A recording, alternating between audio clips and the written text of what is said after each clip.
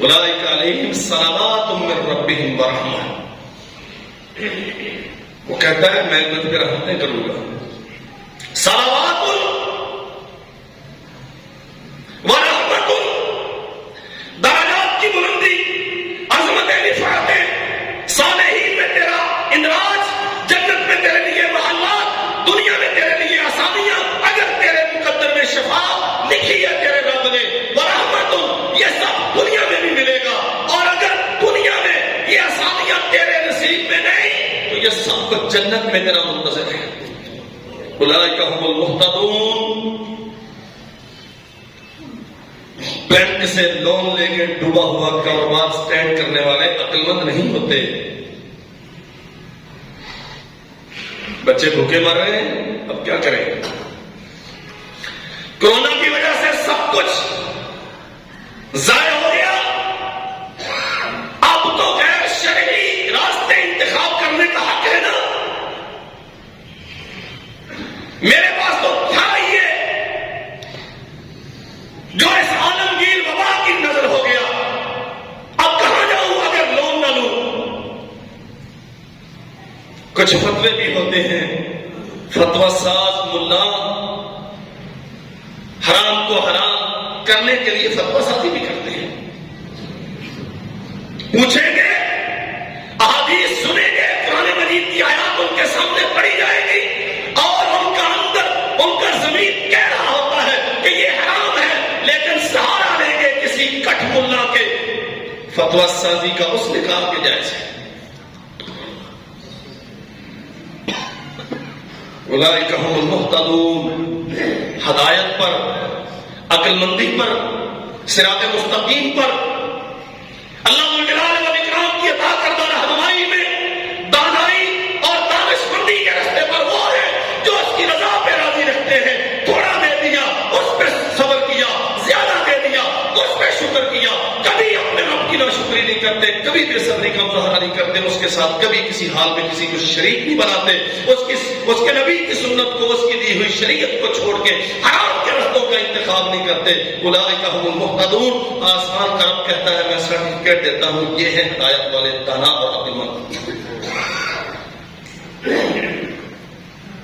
دوسری مصیبت کی ایک صورت آزمائش ہے، اور آزمائش اہل ایمان پہ آتی ہے. یہ کلیہ اور قاعدہ ہے، کسی پہ تھوڑی کسی پہ زیادہ آتی ہے. احسب الناس ان یترکوا ان یقولوا آمنا. تیرا رب کہتا ہے لوگ یہ سمجھتے ہیں کہ انہیں آزمایا نہیں جائے گا، انہیں کھنگالا نہیں جائے گا، جھنجھوڑ کے انہیں دیکھا نہیں جائے گا. نہیں، ہم انہیں آزمائیں گے. فلا یعلمن اللہ الذین صدقوا. کوئی بیماریوں میں مبتلا کیا گیا، کوئی اموال کی کمی میں مبتلا کیا گیا، کوئی رشتوں کی بے وفائیوں میں مبتلا کیا گیا، کوئی بے امنی سے اور خوف کی حالت سے دوچار کیا گیا، ہم جھنجھوڑیں گے. فلا یعلمن اللہ الذین صدقوا. جو ہمارے ہوں گے وہ کبھی کسی حالت میں، تنگی میں، آسانی میں، کسائش میں اور مشکل میں کبھی ہمارا در چھوڑ کے نہیں جائیں گے. لیکن جو چلے گئے پھر اللہ کہتے ہیں وہ ہمارے ہی رہیں گے. انبیاء علیہ السلام آزمائے گئے. سیدنا سعد بن ابی وقاص رضی اللہ عنہ سوال کرتے ہیں، یا رسول اللہ ای الناس اشد بلاء.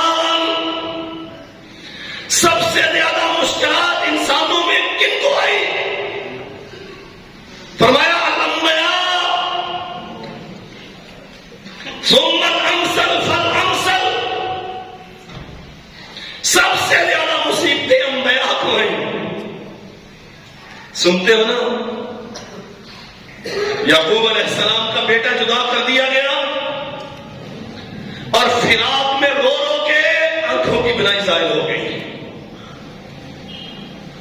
ایوب علیہ السلام کو بیماریوں نے آ گھیرا اور ایک گھر والی کے سوا کوئی نہیں تھا ہوئے زمین پہ جو کبھی ان کی تیمارداری کے لیے بھی آتا. ابراہیم علیہ السلام کو آگ میں ڈالا گیا. کتنی مشکلات ہیں. موسیٰ علیہ السلام کو گھر سے نکلنے کے لیے بھاگنا پڑا. قرآن دشمن سے جان بچانے کے لیے عیسیٰ علیہ السلام کے قتل کے منصوبے بنے اور دشمنوں نے اپنے تئی سولی پہ لٹکایا. یہ تو اللہ کی مشیت تھی نا کہ اپنے پاس اٹھا لیا. اور خود محمد رسول اللہ صلی اللہ علیہ وسلم کتنی مشکلات سے بچا تھا. اور فرمایا نبی کریم صلی اللہ علیہ وسلم نے ثم الامثل فالامثل. پھر جتنا کسی کا ایمان ہوتا ہے نا اس کے مطابق لوگ آزمائے جاتے ہیں. فرمایا یبتلی العبد علی حسب دینہ. جو زیادہ مومن ہے, جس کا عقیدہ زیادہ مضبوط ہے, اسے مشکلات زیادہ ہوتی ہیں, نوعیت مختلف ہوتی ہے. کوئی مالی طور پہ ہمیشہ آسودہ رہتا ہے لیکن لوگ تانے مار مار کے اسے اذیت میں رہتے ہیں. کوئی بہت نیک ہوتا ہے, عقیدے کا بڑا پختہ ہوتا ہے, محنت بھی بڑی کرتا ہے لیکن روزی اسے اس کی ضرورت کے مطابق نہیں ملتی. کسی کو جان کا خطرہ ہوتا. اور فرمایا نبی کریم صلی اللہ علیہ وسلم نے بس اوقات یوں بھی ہوتا ہے کہ مومن آدمی آزمائشوں میں پریشانیوں میں مبتلا کیا جاتا ہے اور زندگی اس کی گزر جاتی ہے پریشانیوں میں. لوگ اسے تانے مارتے ہیں. میں نے تجھے کہا تھا نا کہ یوں کر لے, اگر یوں کیا ہوتا تو آج یوں نہ ہوتا. اصل میں یہ آزمائشیں ہوتی ہیں اس کے جنت کے درجات کی بلندی کے لیے.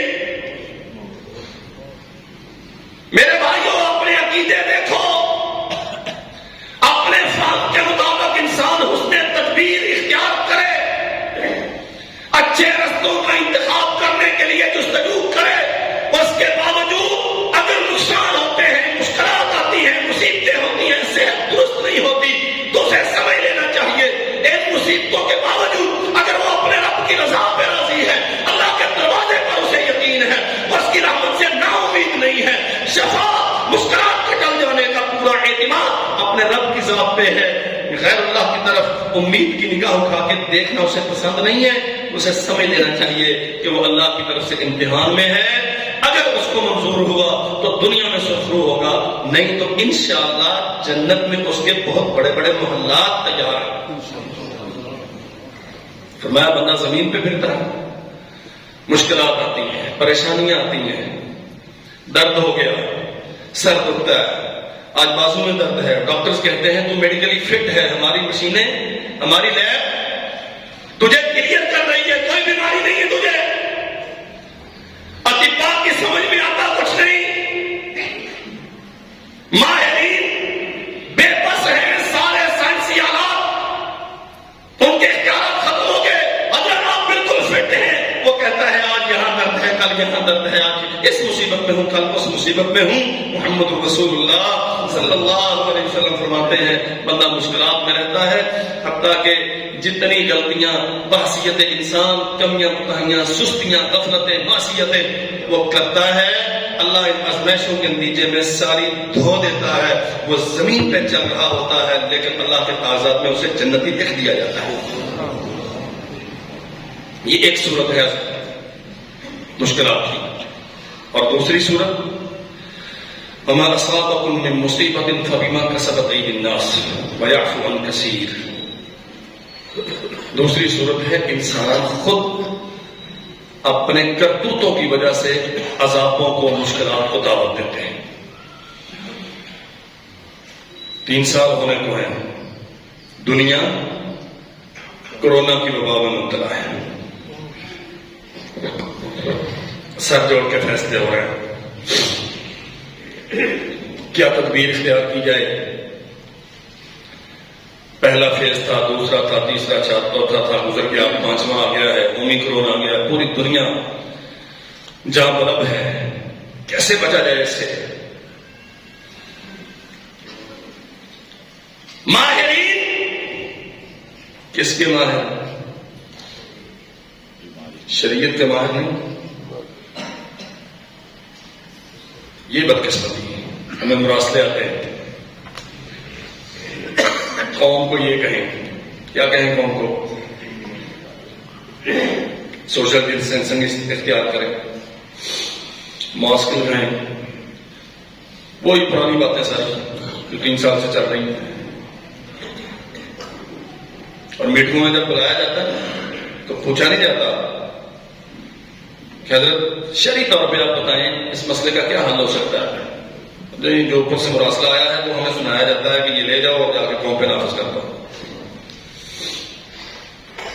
اللہ اکبر. ایک بات تو سمجھ آتی ہے، انتظامیہ بھی جب بالکل بے بس ہوتی ہے نا تو پھر مولوی کی طرف رجوع کرتی ہے کہ یہ قوم بہرحال ان میں اتنی خیر موجود ہے کہ مولوی اگر کوئی بات کہہ دے، ویسے تھی مننے لگو نہیں ہوتی لیکن وہ یہی سمجھتے جزاکم اللہ. چلو اللہ کہہ رہے تھی من لیا کرو. نہیں انشاءاللہ کیا جی اتنا مولوی کی گل منن کے آمین کہنا تو میرا جھوٹ. دنیا یہ سمجھتی ہے. اور میرے بھائیوں غور کرنے کی ضرورت یہ ہے کہ ہمارے ایمان کی وجہ سے یہ ہم بھی آزمائشیں یا ہماری بدعمالیوں کی وجہ سے ہم بھی اللہ جلالہ والاکرام کی طرف سے عذاب ہے. وما اصابکم من مصیبت فبما کسبت ایدی الناس. بڑا سیدھا سا اس کا بیان ہے، کسوٹی میزان آپ کے سامنے ہے. جب اس کا پہلا فیض آیا تھا، اگر اللہ کی طرف رجوع میں پہلے کی نسبت شدت آئی، اگر مسجدیں آباد ہو گئی اور پہلا فیض ختم ہونے کے بعد نمازیں ہم بطور تشکر پہلے سے زیادہ پڑھتے تھے، قرآن سے تعلق مضبوط ہوا، گھروں میں اسلام کا نفاذ ہوا، کاروبار ہمارے اسلامی ہو گئے، عزت و غیرت کا بیان شریعت محمد کے مطابق ہو گیا. اللہ جلالہ والاکرام کی رحمت کا شکر ہم ادا کرنے لگ گئے. تو پھر تو ہمیں سمجھنا چاہیے کہ یہ آزمائش ہے ہمارے ایمان کی وجہ سے. لیکن اگر ہمارا اعمال کا معاملہ، ہمارے عقائد کا معاملہ جوں کا توں رہا تو پھر مجھے کہنے دیجیے یہ ایمانداروں کے لیے آزمائش ہوگی، اکثریت کے لیے یہ عذاب ہے.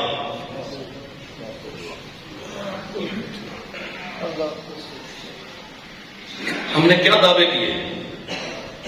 دنیا ہمارے دانش مندی کو مان رہی ہے کہ ہم نے کورونا کو کنٹرول کیا ہے.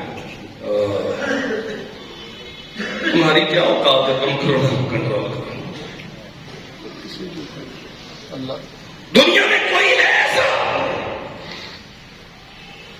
واللہ ہے کائنات کی ساری دولتیں کسی ایک آدمی کی دسترس میں اگر ہو، اس کے ناخن میں تکلیف ہو جائے، وہ اس قابل نہیں ہے کہ ساری دولتیں صرف کر کے اپنے ناخن کا علاج کروا سکے.